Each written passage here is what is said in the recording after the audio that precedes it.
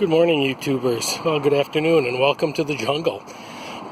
People ask me, what do I do to have these things growing so well? How do I water them? How do I feed them? What you're looking at right here are my tomato plants, and hard to count, but there are 7 of them. And I want to show you a very simple drip watering system. There's actually another video about this. But what I've got here among all the plants is a 5-gallon bucket, and I've got it kind of set up a little bit on blocks to give it a little bit of a raise. I've got a tube here, and the tube is a 1/16 inch inside diameter tube, okay? Very thin tube, and inside this 5-gallon bucket I've actually got about 3 gallons of water. And as I can get through all these leaves here, you'll see I've got 3 tubes coming out of it. A yellow one and 2 red ones. There's a weight on the bottom of them. One of them is weighted. The other 2 are just taped down to the weight. And what I do, just to give you a quick overview of how I set this up, and let me be careful about what I'm backing into over here, is I'll put a gallon of fresh water in here, because in order to start the siphon I have to suck on it, and I don't want rainwater, fertilizer, water, whatever going in my mouth. So I'll start the siphon using fresh water, and then I'll put in another 2 gallons of water that is mixed with some water-soluble fertilizer. And the water, in this case, that 2 gallons that I put on top of it is actually rainwater from my rain barrels. Since it is unfiltered, unprocessed, again, I don't want to be sucking on that water to start the siphons. Okay. Now, each one of these little drip hoses, one of these 1/16 inch polypropylene lines. To be honest, I scrounged these up from somewhere, and I don't know where I scrounged them up from, to tell you the truth. They need to be connected to some sort of anchor, and since I have a pine tree that gives me a lot of pine cones, I just thread it through a pine cone and let the pine cone help me out for a change. And you can see the drip rate, just about 1 drip a second. Hello, bee. And a bee just came flying along looking for another one. We'll be fast here then. And so there we go, just dripping slowly. And what the advantage of a drip like this is that it gives the water time. Let me just zoom right in there, and you will see that the water has plenty of time to soak into the ground. I'm losing my focus. There we go. The water has plenty of time to soak into the ground, unlike if you pouring the water on with a hose or a watering can.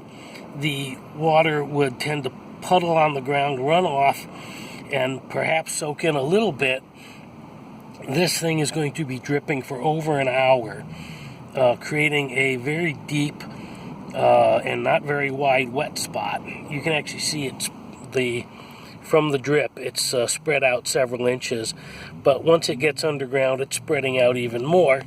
And the important thing to note, I have another video showing this, where I'm actually dripping the water right at the base of the plant. There, that's the stalk of the plant right there. You don't want to do that. You want to be about, and in this case, I'm 4 inches away. That's just a little too close. You actually want to be about 6 to 8 inches away from the base of the plant. And after I'm finished with the video, I'll readjust this. If you feed the plant right at its base, you're not going to give the plant the opportunity to allow its roots to spread out and develop. And so 6 to 8 inches from the plant to encourage the roots to spread out. Now what I do is after watering here, the next time I go to drip, I'll put it over here on the other side of the plant so that both sides get their due. Here is another plant, and you can see I'm just a little bit further. Whoops. Well, here, if I aim you correctly, you'll see that I'm a little bit further away on this one. And the third drip hose is way over there doing its thing. You can't really see too much wet over there because it's soaking right in very quickly. But you can see there's the hose there. There's the base of the plant. There's the drip hose, about a good 6 inches away. Now I want to show you one other thing. Over here on my Serrano pepper, I've got my other drip method, which I alluded to in my previous video, and that is I have this milk jug, and the problem is this doesn't work very well because if you've got sediment, let me just back up. Am I all the way back on this? Okay, there we go. If you've got any sediment in this water, and as you can see I've got some, it clogs up the drip.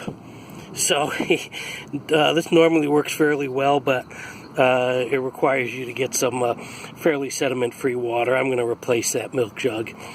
I'm going to pour that water into another milk jug that doesn't have any sediment in it, and you got to monitor your drips in any case.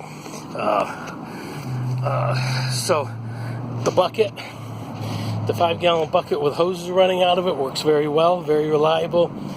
The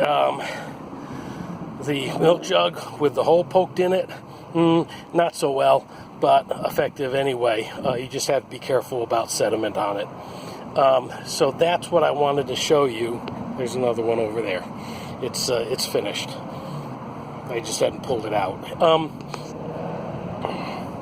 So that's what I wanted to show you. 2 real quick, simple, almost zero cost drip watering methods that I use to water my plants. Like, share, subscribe. You know what to do. Thumbs up, thumbs down. Thanks for watching. Happy gardening and have a good day.